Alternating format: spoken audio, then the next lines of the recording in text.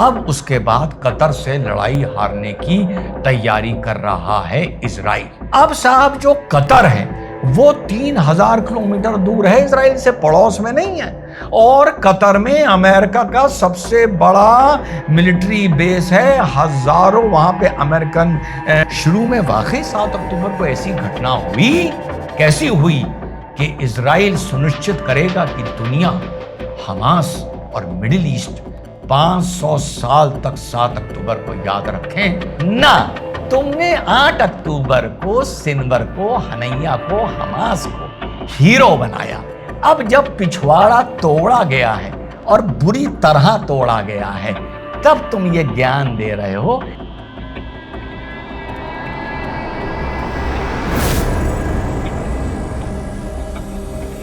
Hello, नमस्कार, सत श्री अकाल, अस्सलाम वालेकुम। कैसे हैं जनाब? साहब, इजराइल फिर से एक लड़ाई हारने की तैयारी कर रहा है। पहले हमास से माशाल्लाह हारा, फिर ईरान से हारा, फिर हिजबुल्लाह से हारा, अब उसके बाद कतर से लड़ाई हारने की तैयारी कर रहा है इजराइल। और इसी तैयारी की शुरुआत में 3000 किलोमीटर दूर जाके दोपहर के 3 बजे कतर में धुई से 5 बम मार दिए, जिसमें वहां पर हमास से जुड़े 5 लोग हलाक हो गए। निशाने पर थे खलील अल हैया, जहीर जबरैन और खालिद मिशाल। ये लोग वहां पर निगोशिएशन कर रहे थे। कौन से निगोशिएशन कर रहे थे कि भैया जो हॉस्टेजेस को कैसे छोड़ा जाएगा, सीज फायर कैसे होगा, शांति कैसे होगी। तो इजराइल ने कहा कि शांति के लिए तुम ऊपर चले जाओ, वहां जाके पर तुम बैठक करना। 2800 किलोमीटर दूर लाकर उसने मारा। लेकिन खबर यह है कि खलील अल हैया बच गए, जहीर जबरैन बच गए, खालिद मशील बच गए। लेकिन खलील अल हैया के साहबजादे अल्लाह को प्यारे हो गए। अब साहब जो कतर है वो 3000 किलोमीटर दूर है, इजराइल से पड़ोस में नहीं है। और कतर में अमेरिका का सबसे बड़ा मिलिट्री बेस है, हजारों वहां पे अमेरिकन ट्रूप्स हैं, पूरा एयर डिफेंस ये वहां पर अमेरिका देखता है। पेट्रियट लगे हैं इनके वहां पर, एडवांस रडार्स लगे हैं, वगैरह वगैरह, बड़ा एडवांस्ड, क्योंकि अमेरिका का बड़ा इंपॉर्टेंट बेस है। तो बाबा ट्रंप ने कहा कि भैया ऐसा है, जब मिसाइल मार लेना तो हमको बता देना, जैसी दगेगा बस हम इतना कर देंगे कि नोटिफाई कर देंगे कि ये जो बम मारा है इजराइल ने मारा है। और एक काम और करना, हमारी एयर स्पेस यानी कतर की एयर स्पेस के अंदर ना आना, सऊदी अरेबिया से पार होते हुए पर्शियन पर आते हुए उसके ऊपर से दाग देना, ताकि हमारे ऊपर कोई उंगली ना उठे। यही काम किया इजराइल ने। अपने 12 F-35I लिए, जो उन्होंने अपने हिसाब से मॉडिफाई किए हैं, जो बिल्कुल भी रडार सिग्नेचर नहीं देते हैं। 200 किलोमीटर दूर से स्पाइस 1000 और रैम्पेज मिसाइल मान के 9-11 हो गए। और ट्रंप कह रहा है मैं बहुत नाराज हूं, बहुत बदतमीजी हो रही है मेरे साथ आज। तो यह घटना भाई साहब अब सामने आई है। कतर का क्या रोल है? कतर और पाकिस्तान में आप समझ लीजिए दोनों जुड़वा भाई हैं।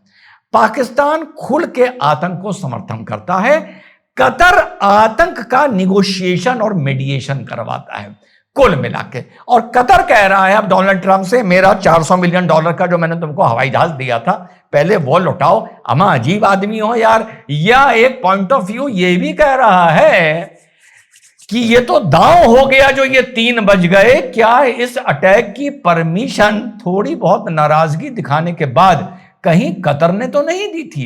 क्योंकि मोहम्मद बिन सलमान भी बहुत नाराज हो रहे हैं। लेकिन मोहम्मद बिन सलमान से कोई ये तो पूछे कि इजराइल के सारे प्लेन तुम्हारी तो एयर स्पेस को इस्तेमाल करते हुए कतर को ठोकने के लिए आए। भैया कतर कोई इजराइल के बगल में नहीं है, हिजबुल्लाह या लेबनान की तरह 3000 किलोमीटर दूर है। तो यह किस्सा तो आप लोगों को अब तक पता चल गया होगा। लेकिन मजे की बात देखिए, 30 किलोमीटर नहीं, 3 किलोमीटर दूर इजराइल से इनके हॉस्टेजेस कहां हैं इजराइल को पता नहीं चलता।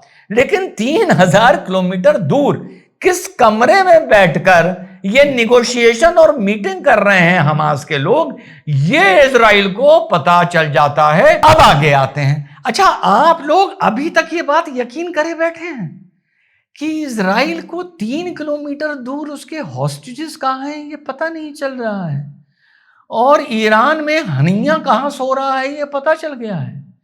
गाजा में सिनवर के सर छुपाने की जगह नहीं है, अकेला भागा भागा फिर रहा था, दौड़ा के मार दिया ये पता चल रहा है। 3000 किलोमीटर दूर कतर में किस कमरे में बैठकर मीटिंग होने जा रही थी ये पता चल रहा है, लेकिन 3 किलोमीटर दूर गाजा में इनके हॉस्टेजेस कहां हैं ये इन्हें अभी तक पता नहीं चल रहा है।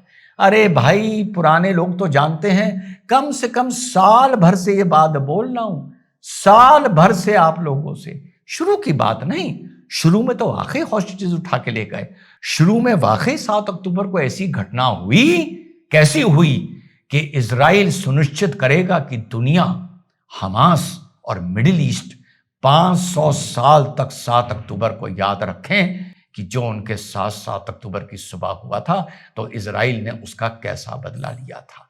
ये मैं 50 साल की बात नहीं कर रहा हूं, इतिहास लिखा जाएगा तो 500 साल बाद भी ये घटना याद करी जाएगी कि इजराइल ने बदला कैसा लिया था।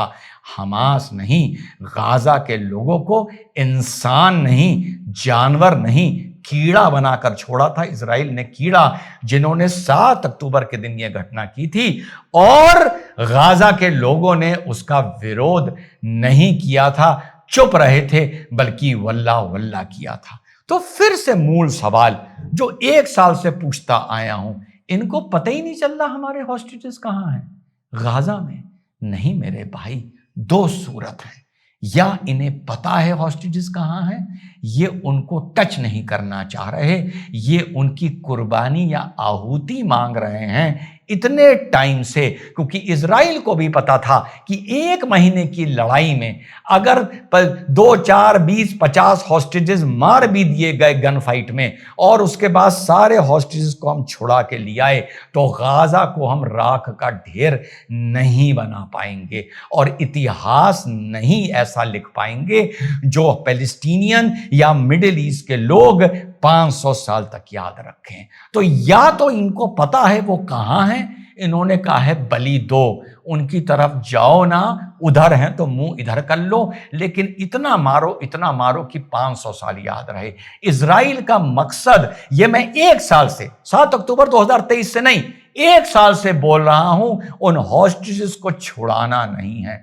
इजराइल का मकसद है इतिहास में 500 साल तक इजराइल का बदला लोगों को याद दिलाना कि 7 अक्टूबर को जो तुमने घटना की थी, इससे पहले भी 1963 में की थी, उसके बाद भी 1967 में की थी। तो इतना इजराइल ने इस लड़ाई में अचीव करना चाह रहा है, ना कि अपने हॉस्टेजेस को निकालना। अब आप में से बहुत से लोग अगर मुझसे ये कहें कि 2 साल होने को आ रहे हैं 7 अक्टूबर 25 को, कि ये लड़ाके अभी भी अंदर हैं, 20 मीटर, 30 मीटर, 40 मीटर अंदर हैं, जहां पर बत्ती भी पहुंच रही है, जहां पर ऑक्सीजन की सप्लाई भी पहुंच रही है, जहां खाना भी पहुंच रहा है, जहां पानी भी पहुंच रहा है, ऊपर जनरेटर चल रहा है, ग्रीन पावर, और नीचे बत्ती जा रही है। तो भैया आप यकीन करिए, मैं इस बात पर कतई यकीन करने को तैयार नहीं हूं। वीडियो खत्म करूंगा ये कहते हुए, ये असंभव है कि कोई 2 साल टनल के अंदर बैठकर लड़ाई लड़ सके। अब जब मैंने कुछ दिन पहले वीडियो बनाया था तो एक गटर से निकल के आया परवेज शेख, उसने वही भाषा बोली जो भाषा इनकी गलियों में इनको सिखाई जाती है, इनके अब्बू से इन्होंने बोलते हुए सुनी होगी। तो इसने ये बोला, मुझे आप पढ़ सकते हैं, कि अबे तू चुतिया है, तुझे पता ही नहीं है, हमास तो नेतन्याहू का, इजराइल का ही आदमी है, टीम है, और इजराइल ने ही हमास को खड़ा किया है पैलेस्टीन और गाजा को बर्बाद करने के लिए। अब आप देखिए क्यों मैं कहता हूं गटर के अंदर से निकल के आए। अब आप इसकी अकल देखिए, क्या है, परवेज शेख नाम है, क्या नाम है, ठीक। अगर ये बता तू गटर से जो निकल के आया परवेज, अगर तू ये कहता है कि हमास इजराइल का ही क्रिएटेड आदमी है या एक ऑर्गेनाइजेशन है और इजराइल के ही उकसावे पर हमास ने 7 अक्टूबर की घटना की, तब तो तेरे जैसे दो कौड़ी के पूरी दुनिया में लोगों को 8 अक्टूबर 2023 को हमास पर लानत भेजनी चाहिए थी, हमास से नफरत करनी चाहिए थी, हमास के खिलाफ जलूस निकालने चाहिए थे, हमास के आतंकियों के, सिनवर के और हनैया के पुतले फूकने चाहिए थे दो कौड़ी के। ना, तुमने 8 अक्टूबर को सिनवर को, हनैया को, हमास को हीरो बनाया। अब जब पिछवाड़ा तोड़ा गया है और बुरी तरह तोड़ा गया है, तब तुम ये ज्ञान दे रहे हो कि हमास तो नेतन्याहू का ही आदमी था। तो भैया, जो 3000 किलोमीटर दूर जाके मार कर रहे हैं, खुद कॉमन सेंस से सोचो यार, एनालिस्ट होने की जरूरत नहीं है। 3 किलोमीटर दूर उनके घर से गाजा में हॉस्टेजेस कहां हैं, उनकी इंटेलिजेंस उनको बता ही नहीं पा रही है। क्या आप यकीन करते हो इस बात पर? जय हिंद, वंदे मातरम, खुदा हाफिज।